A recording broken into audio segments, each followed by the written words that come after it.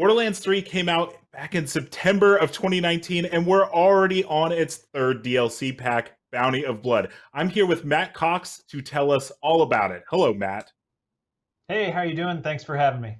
Yep. Let's just jump right in. Why is this the DLC to check out if somebody missed the first two?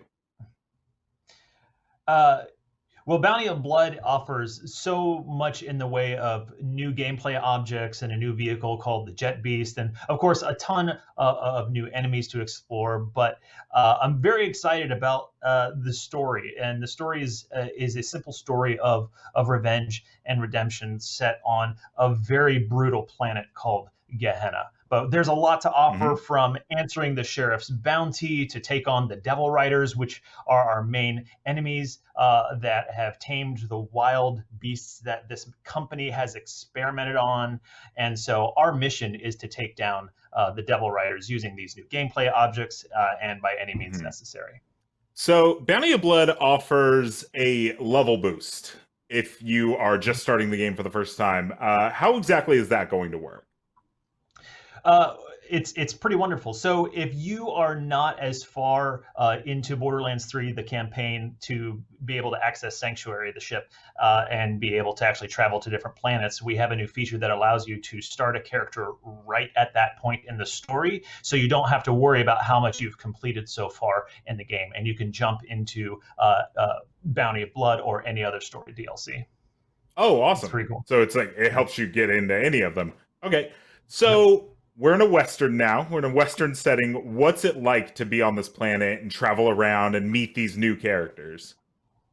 Yeah, Gehenna, again, it's a brutal frontier planet. It was once this company's, long gone company's testing ground for new types of weapons and biological experiments. And this whole planet is now overrun by these genetically modified beasts and their keepers. And the Devil Rider gang has learned how to tame them. So throughout the game, you're going to see these Devil Riders like riding these experimental creatures, but also while you're on the frontier, the player has a brand new vehicle called the Jet Beast, which is kind of like half jet bike, half creature, and with some mounted weaponry that's pretty badass. So you have these dual machine guns, but if you are able to hijack some enemy jet beasts, you can get a new weapon like a cannon shooter. That's exactly what it's called. Cannon shooter, like it's a cannon mount. And then there's also this mortar. Yeah, exactly. It says that is the technical shipped name of that gun. But there's also a mortar launcher you can find for the Jet Beast. But the Frontier is an amazing, like, it would probably remind you of a typical Western frontier, but there's influences from all over the world. But then we travel to some very interesting locations, a lot of which I we're not going to spoil today, but there's a lot of mysteries, and Bounty of Blood actually is a self-contained story. The only characters that we're familiar with in this are the Vault Hunters themselves. So every single character in this DLC is brand new. How much does a DLC like this, when you think about bounties, how much does it offer to be able to sprinkle in like weekly or maybe even daily challenges where it's like, hey, we need you guys to gather a team and here's the bounty and like go get this person. There's already a lot of that in Borderlands 3. Does this DLC just add to that? Well, this is more of a traditional campaign DLC where everything is already packaged into it, as opposed to like weekly events that our live team works really hard and does an amazing job with, like with takedowns and all of those events. This being a campaign DLC, we do have essentially other bounties for special, high-ranking Devil Riders that you can. And the cool thing about the challenges within a Bounty of Blood is that they change the town in some way. So if you go do a creature challenge, you'll actually see, we have a tannery where you'll see that hide displayed as kind of your trophy.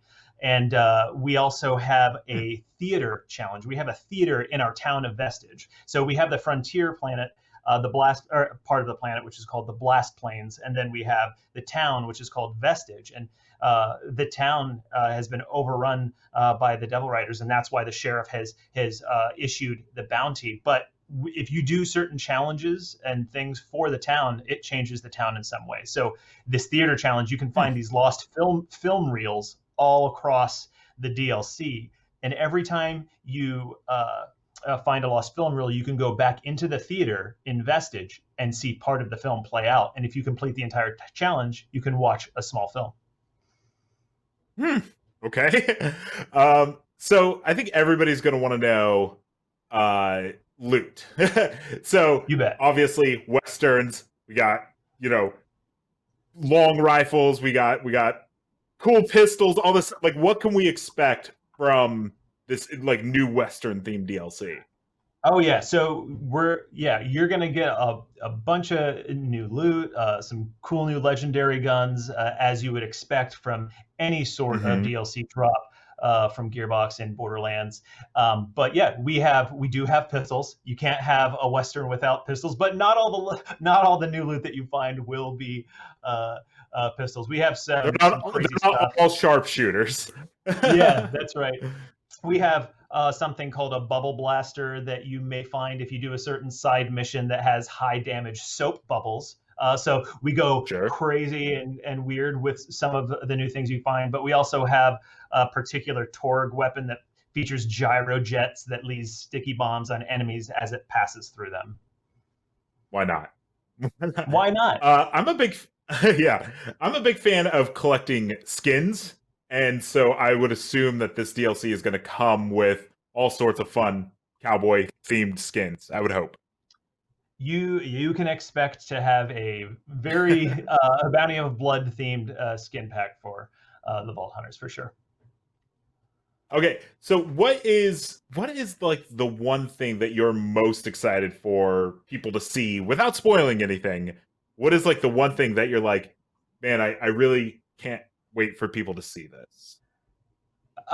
That's like saying pick one of your 5 children and tell me why they are the best.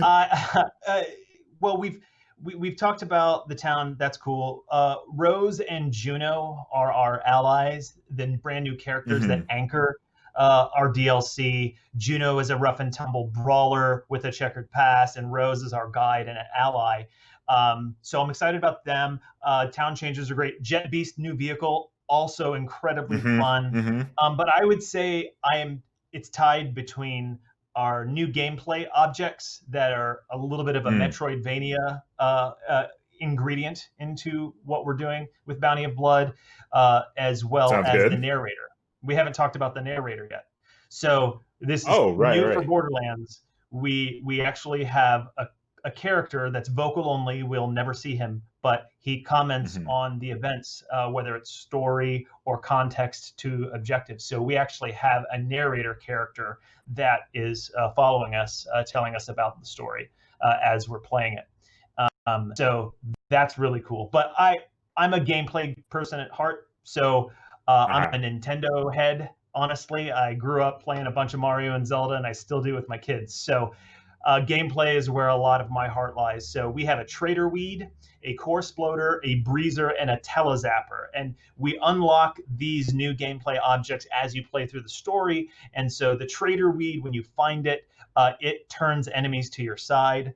A Core Sploder is a big rock type of plant made of core. And core is the element that everybody's excited about on this planet, trying to mine for core. But Core Sploder, you melee it, and it shotguns out high damage shrapnel. So, and then a Breezer is kind of like a jump pad. It helps you soar into the air. And then our Telezapper is essentially a teleporter. But how we've used these in challenges and some side missions, and even in the main story missions, it's probably my favorite part.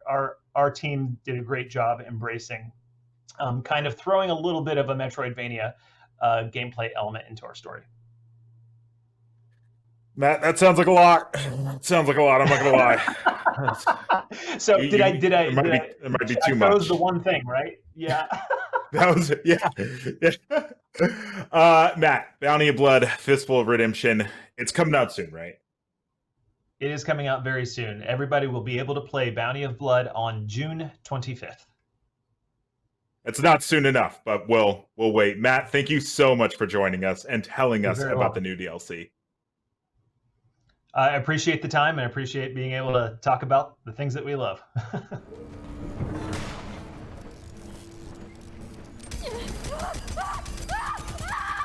Nice fighting, Tomodachi.